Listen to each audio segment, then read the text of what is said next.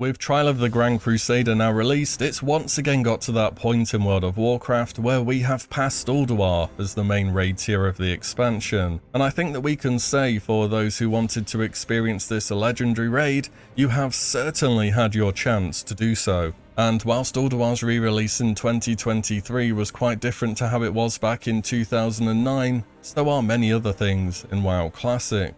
Biggest of all, the player base. Today I wanted to do a review of Ulduar in hindsight. There have been few raids as hyped up as this one, so did it live up to its lofty expectations, or was it a little bit overrated? Back in 2008, Naxxramas's re-release had the highest clear rate out of any raid ever. It did make sense to bring it back though, seeing as how barely anyone cleared it during vanilla, and Blizzard wanted to make things a lot more accessible the second time around, and they certainly achieved that. Hardcore guilds cleared the content 2 days after the expansion released, and many more casual players would follow in the weeks and months to come. Whilst this was a simple step into raiding, which allowed more players to see the content, it lacked the challenge for higher end players to push towards. Ulduar would change this with a new, innovative raiding format, hard mode.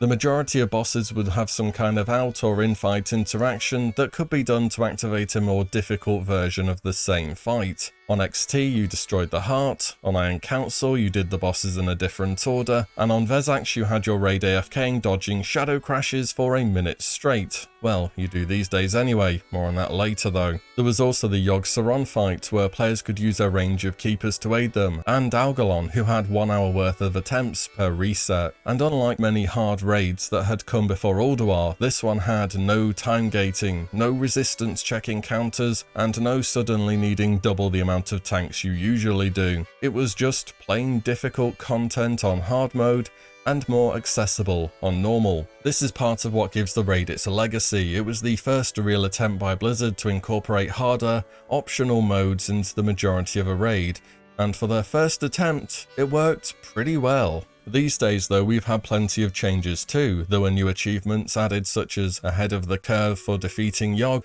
or cutting edge for having done all hard modes. The item level of non-tier loot was buffed across the board. Where 25-man hard mode used to be 239, now it was 252. This represented a significant power buff for all players across the board, and keeps certain BIS items in Ulduar relevant even though we are now in Trial of the Grand Crusader. But the single biggest change was moving the raid to its pre-nerf difficulty. So when Blizzard initially announced Wrath of the Lich King, they said there were no plans to do any pre-nerf content in the expansion, but out of every raid during the expansion, Ulduar underwent a ton of different nerfs, from boss damage being lowered, boss health being lowered, and certain mechanics being straight up removed. And as we approach this raid in Classic, I am thankful that Blizz did decide after all to go down the route of pre-nerf. Although for a Classic raid, Ulduar has been the most challenging so far, as very much predicted by many of us. I've been tracking the number of successful clears in each raid after the second reset has gone by for a long time now.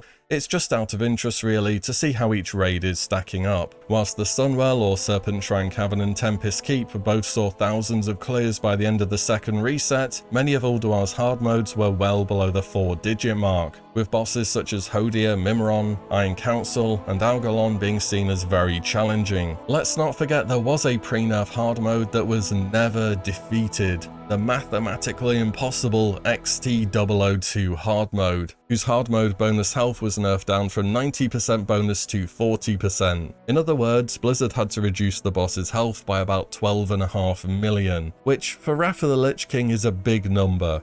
Kel'Thuzad 25 and Naxx had just under 50 mil health. Whilst I enjoyed the extra challenge and progression, there was no denying that Ulduar also felt like a departure from what Classic raiding has been so far. Classic has had its moments where you wipe a lot, Muru for example, but nothing on the consistent level of difficulty that Ulduar presented. I think Lich King 25 Heroic 0 buff will be the next big hurdle for guilds to overcome, and then in Cataclysm, assuming we get it, the difficulty starts to get far more extreme. It's not anything on the same level as modern day Mythic raiding, don't get me wrong, but it's another advancement in making raiding more and more challenging, a trend that continues the longer World of Warcraft advances. There was also quite the drop off week to week as Ulduar progressed, and that could have had something to do with its difficulty, or then again maybe it was people touching grass in summer, or maybe it's the fact that Ulduar released on January 19th and Trial of the Grand Crusader came out on June 24th. Between those two dates is 22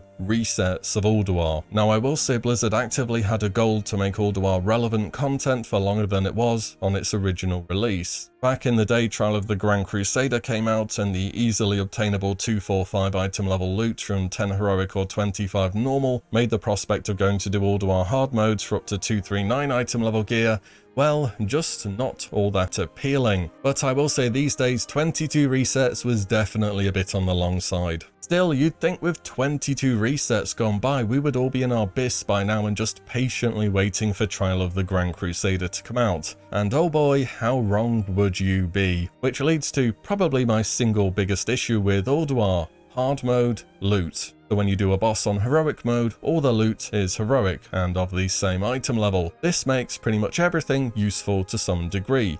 Every item may not be bis, but you can fill the gaps with things that drop because a lot of them come down to a stat difference. When you defeat a hard mode boss, you get one hard mode item, and that's on either 10 or 25 man. Each boss, remember, has multiple possible hard mode drops, so the chance you get the thing you want is not very good.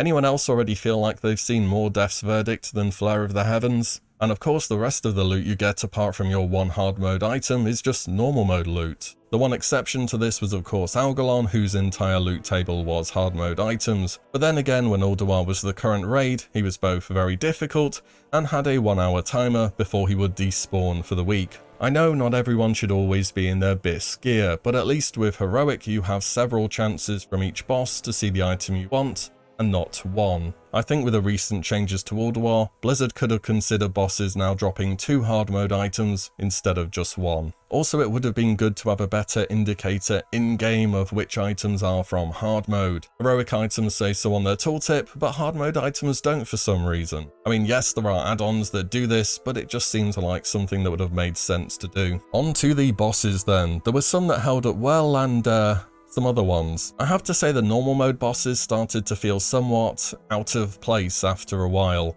I'm not sure why Blizzard back in the day opted to keep certain bosses normal mode only when every boss has a normal mode anyways. Did they quite possibly just run out of time in making the raid here? All the same, I don't hate the normal mode bosses, they just end up feeling like minor road bumps where you press all your cooldowns and just delete them. I'll also say I got the first real sense of progression on a fight during Yogg 0. In the early resets the DPS check was very high, with many successful guilds bringing 6 to 7 affliction locks to meet the DPS needed in the last phase, which is exactly how this fight was defeated back in the day by the way. Algalon was also interesting, but from a DPS point of view you kind of just hit the boss whilst the tanks, Starkillers and healers did the actual work. On to the not so good bosses then. The first one that comes to mind is Hodir. I may have had a rant in the past where I called it one of the worst designed bosses of all time, and to be fair, visually the fight is a complete mess, and the mechanics are not displayed clearly in the encounter whatsoever. But once you understand the mess and know how to make the most of the various buffs, you can do some insane damage. And the fight is 1 minute 30 or less due to the hard mode timer. So you know what, overall Hodir, not so bad. Vezak's hard mode, however, okay, we're going to do a new rant here. Whose idea was it to design a boss where you kind of have to point your camera towards the ceiling a little bit for the entire raid night? I know DBM handles warnings fairly well now, but imagine progressing this back in the day. Also, it's got the longest run back if you do wipe by an enormous margin. The shattered walkway teleporter might as well be in a different postcode. code. And that's before we even get to the hard mode modification for the fight, where it takes 4 minutes total for the ad to spawn. And for most guilds nowadays, you burn the boss down to 5% health, and then you have to stop and sort of AFK whilst dodging shadow crashes because you need the ad to spawn for hard mode. On top of that, this boss drops a caster trinket as one of its hard mode items, which with its incredibly buffed item level is good for just about everyone that uses spells, meaning you're going to be coming back to this absolute disaster of a boss fight for a long time to come. Most bosses were pretty fun though. Freya was good, I like the different order of the ads that could spawn in and changing your strategy around that. And Mimiron's final phase was chaotic, but fun to see who could dodge mines, fires, shock blasts, barrage, missiles, and the firebots. The next comment goes for Wrath as an expansion, to be honest, and not just Ulduar, but it could really use some more consistent boss aggro ranges, and for players to not enter combat until somebody in the raid has. I know it's a small thing, but pre-potting exists now, and can you tell me when the right time to pre-pot is on Algalon after a wipe? Because it seems to me like he just puts you in combat at some point before you can hit him. And on boss range, certain bosses, such as Hodir, you can be pretty much 20 yards away from, and others, like Freya, will aggro if you even so much think about hitting a trash pack within 40 yards of her. Overall though, I think Ulduar has held up as a very solid raid. The progression fights on launch are a ton of fun, with many memorable boss encounters for both the right and wrong reasons. 22 resets was definitely on the long side, it could have been a good 3 or so less, maybe even more. The overall theme, music, and ambience were great, as is very much expected from those areas of Blizzard's design team. The normal mode bosses ended up feeling a bit out of place, to be honest, and the hard mode loot system just really wasn't it for me. Too much RNG in seeing a usable item. Despite all this, Ulduar has to be up there alongside the Sunwell as one of the top raids in Classic so far for me. I can't wait to see everything ICC Heroic has to offer now. I did a few of the bosses on Heroic back in the day, but I'm not going to have really done Wrath as an expansion until I've done Lich King 25 Heroic. But those are just my thoughts on Ulduar. What do you reckon for its re-release? Did Blizzard get anything wrong here? And has it lived up to your expectations? Let me know below. And as always, thank you all so much for watching and listening in, and I'll see you all on the next one very soon.